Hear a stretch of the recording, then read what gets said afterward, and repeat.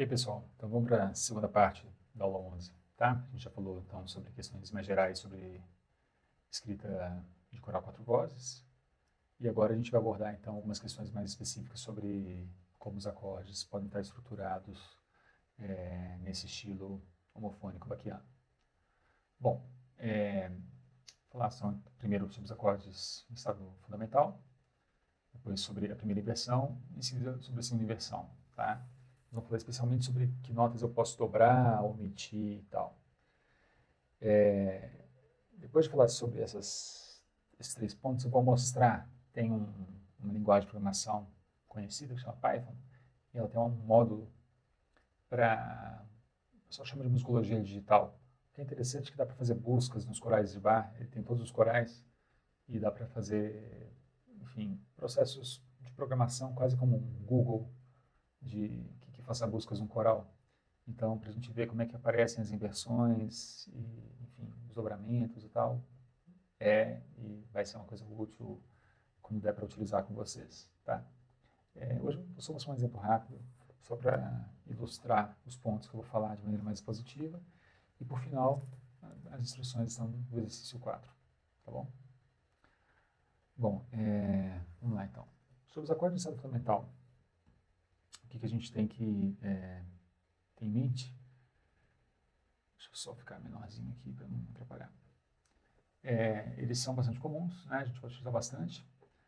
Eles obrigatoriamente iniciam e concluem os corais, mas eles também são muito comuns nos primeiros e últimos acordes das frases harmônicas, né? Onde a gente tem as fermatas, em especial quando o baixo realiza saltos de quarta, quinta e oitava. Né? Eu falei no final da primeira parte para vocês fazerem uma busca aí nos corais e verem como é que isso acontece. Então é isso. Bom,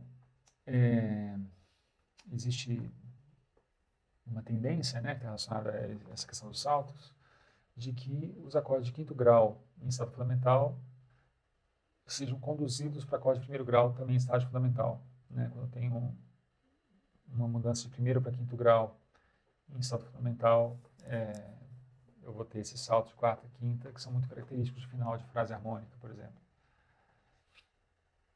Quando eu estou falando de tríades, né, acordes de três alturas, necessariamente uma delas vai ser dobrada a quatro vozes. E a fundamental é que costuma ser dobrada quando o acorde está em estado fundamental. A gente vai ver isso daqui a pouquinho. As tríades maiores raramente têm notas omitidas.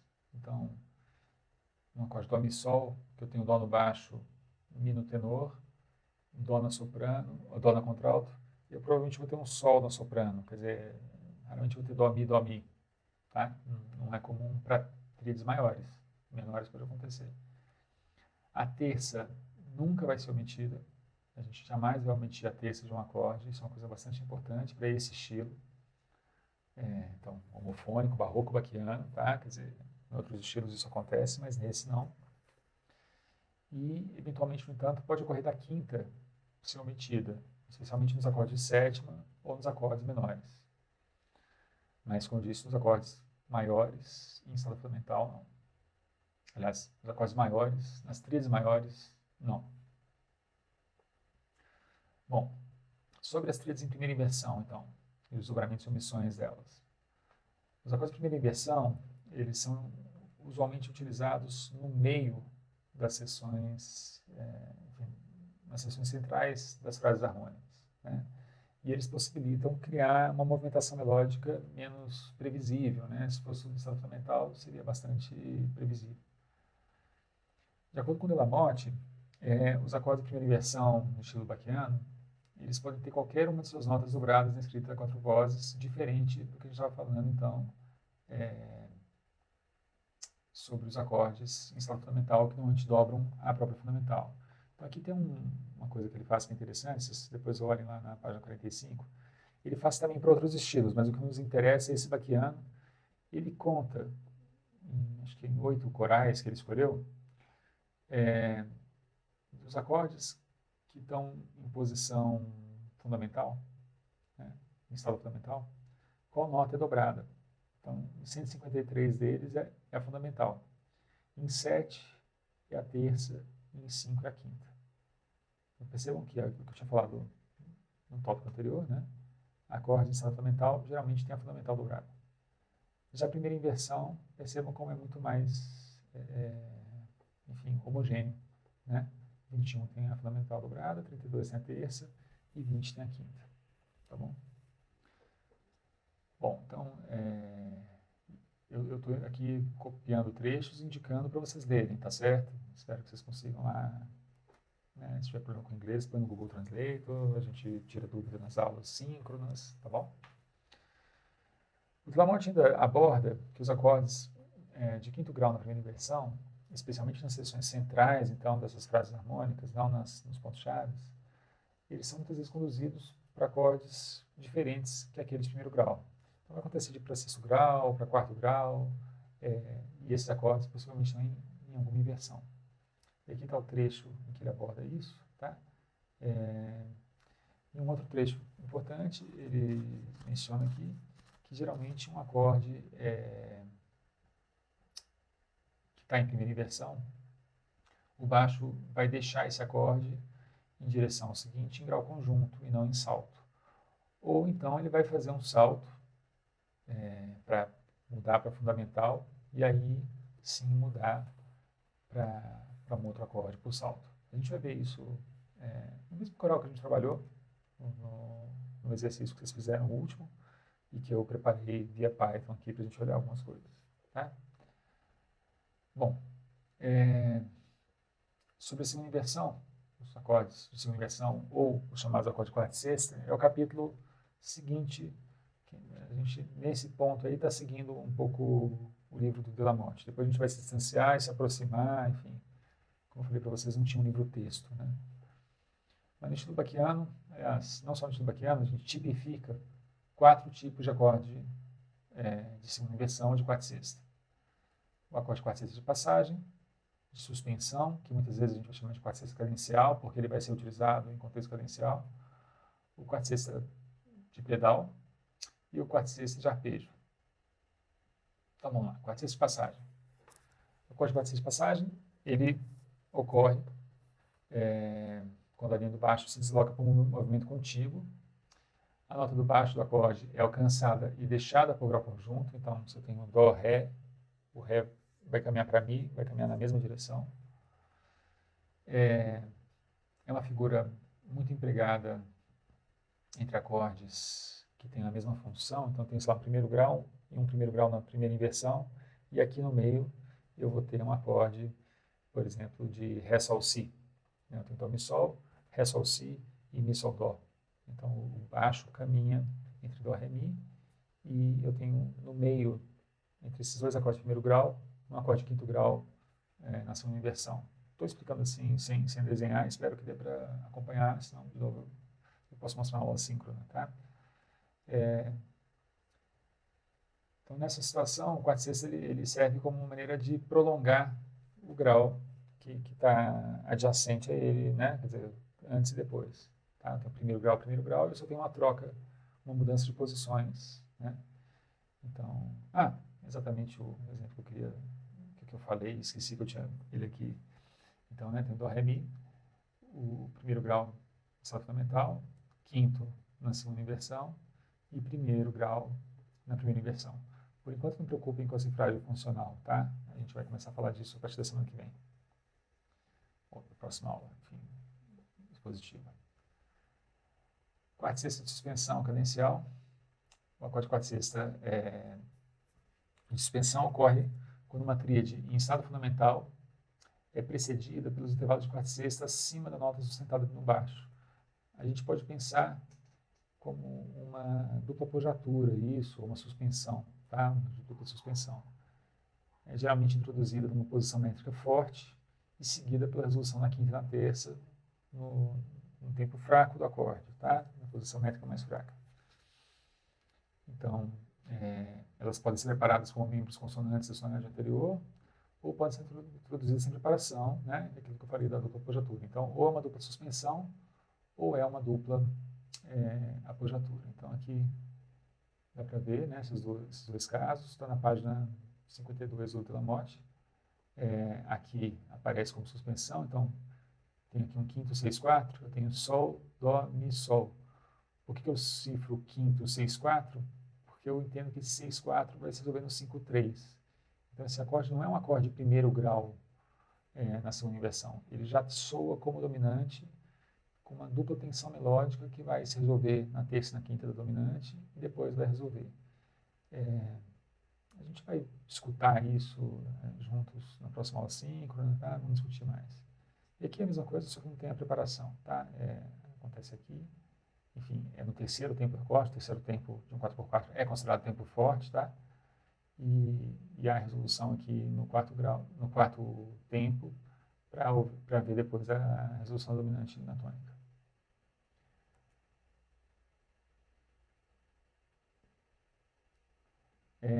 Frequentemente, né, a gente utiliza isso como uma forma cadencial e por isso a gente vai chamar muitas vezes quarta sexta de quarta sexta cadencial.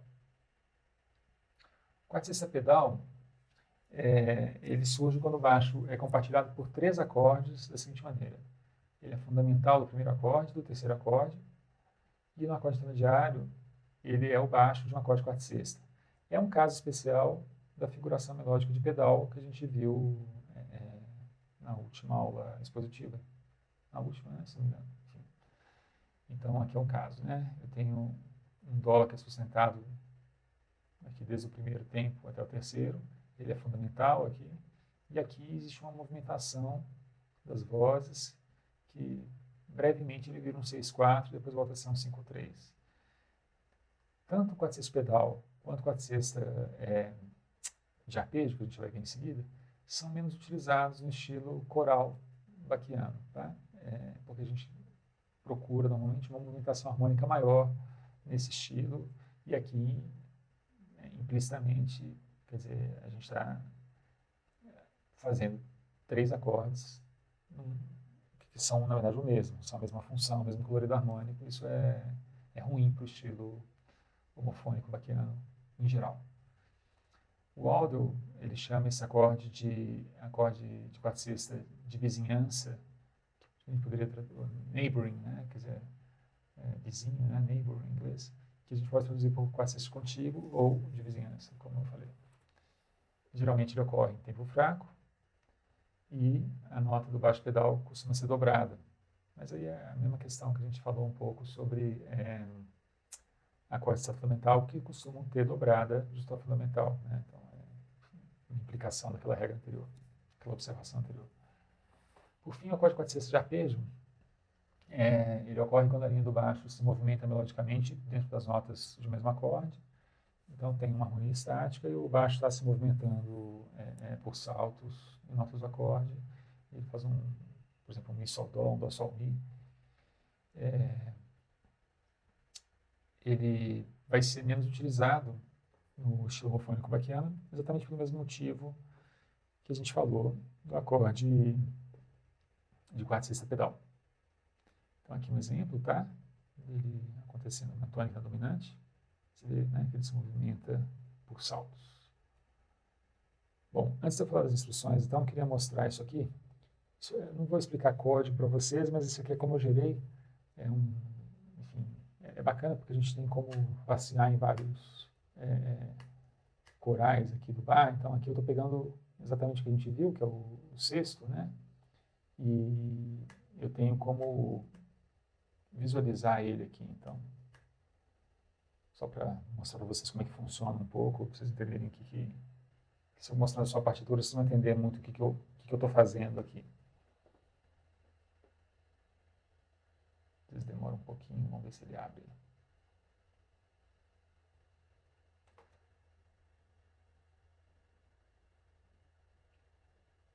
Não é.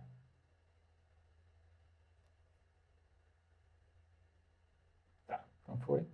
Então, estou carregando um coral que ele está armazenado aqui num banco de dados e eu tenho como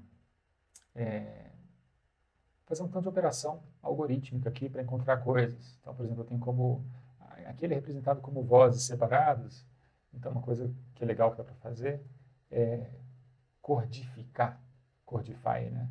Tornar essas vozes separadas em acordes e visualizá-las. Então, só para vocês verem, né? Vai ficar meio feio, mas para computar, às vezes, as estruturas de dados são melhores, enfim. Então, aqui é essa mesma estrutura codificada. Engraçado, está bem mais lento, acho que é porque quando eu ligo o aplicativo para gravar a aula, ele deve consumir o processamento, fica um pouco mais lento. Bom, mas aqui, essa coisa feia aqui, né? Parecem clusters de um violão com a corda mi desafinada. Mas enfim, e a partir disso aqui que eu fiz um tanto de busca, e aqui no final é o processo que gera isso aqui, tá? O que é legal que dá para importar nos score e tal. E aqui eu pedi para colorir os baixos em função do tipo de acorde. Então esse rosinha aqui são os acordes de primeira inversão. Pode ser que tenha algum erro, tá? Porque é tudo algorítmico, né? Pode ser que alguma coisa eu copiei. Mas é uma passagem de sétima ou outra coisa, tá? Então, percebam, né, que os pontos cadenciais nas fermatas aqui, tanto depois das fermatas quanto logo antes, o mais comum, pelo menos para esse coral, depois a gente podia fazer outras buscas, é que os acordes sejam de escala fundamental. Aqui está em primeira inversão, e a gente vê aquela regra que normalmente quando está em primeira inversão, o acorde se movimenta para o próximo movimento contíguo. Aqui não, mas acontece exatamente o que eu falei. Ele faz um salto para fundamental, para depois fazer outro salto. E mesmo assim, se eu pensar que dessa nota para essa, seria um movimento contíguo, né? Se fosse uma semínima aqui. Então, esse caso. Aqui é uma exceção, porque tem salto, mas aqui é um arpejo entre, né, um acorde no estado fundamental e outro no estado fundamental também. Bom, então voltando aqui para as instruções, só para fechar, o exercício 4 vai ser realizar uma harmonização de um baixo dado, considerando o que a gente viu nessas duas partes da sala 11. E aí, pensei num roteiro aqui para ajudar vocês, tá? Então, primeiramente, pensem nas possibilidades de estado que um acorde pode ter a partir daquele baixo. E esbocem abaixo da linha do baixo, né, da linha que eu vou dar para vocês, um planejamento harmônico em termos de graus e cifragem graduada. E já pense se vai ser primeira inversão, segunda inversão, fundamental, muito em função desse tipo de coisa que a gente viu aqui, né? Quer dizer, início de frase costuma ser em estado fundamental, esses saltos, né, que a gente tem, por exemplo, ou de quinta, ou de quinta descendente, ou de quarta ascendente, acho que não vai ter aqui, mas é a mesma coisa. Né, costuma estar em estado fundamental, então pensem um pouco nessas coisas aí. Depois de planejar isso, e não é que você faz uma coisa e depois pula para a próxima, a gente vai e volta, né? Então, mas depois de planejar um pouco como é que vai ser, como é que vão ser os acordes, planeja a linha da soprano. E aí, tendo como ponto de partida uma posição, né, aberta, fechada e tal, e lembrando as questões que a gente falou sobre movimentação de vozes, né, manter uma independência das vozes, que é porque a linha da soprano tem um interesse maior, sinuoso, né, e tal. Deixem para escrever as vozes intermediárias por último, e procurem explorar as figurações melódicas, por exemplo, suspensões. Se utilizarem sétimas, eu não falei ainda muito sobre isso, a gente ainda vai falar, mas pode utilizar se quiser experimentar. Elas têm que ser tratadas como suspensões, elas têm que ser preparadas, viram dissonância e são resolvidas normalmente em terças ou sextas de acorde. Tá? E sempre olhem nos corais, quer dizer, isso que eu fiz aqui algoritmicamente, né, de colorir e tal, é o que eu gostaria que o olho de vocês e que vocês se acostumassem a fazer ao olhar os corais de Bach como uma fonte de informação, de aprendizado, né, no próprio repertório. Quer dizer, mais interessante do que aprender regras que caem do céu é a gente ter uma intimidade com aquilo que a gente está estudando, com o repertório. Bom, é isso. Vou subir agora tudo e lembrem disso, de me enviar os exercícios até as 9 horas da segunda, para eu ter tempo de baixar tudo e a gente poder comentar na aula síncrona, na aula 12. Tá bom? Obrigado, gente. Até segunda.